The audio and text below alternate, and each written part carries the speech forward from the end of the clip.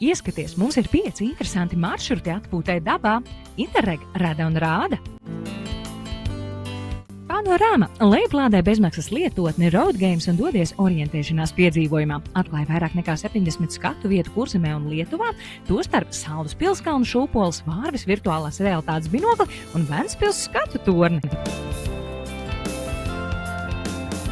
Interactive Gardens atklāja nākotnes dārzus Latvijā, apmeklē Dobeles dārzkopības institūtu, atpūties Bērzes upes atpūtas vietā, izbaudi Tukumas ziedoņu dārzu vai aizkraugus jaunās atpūtas zonas. Park in the Dark.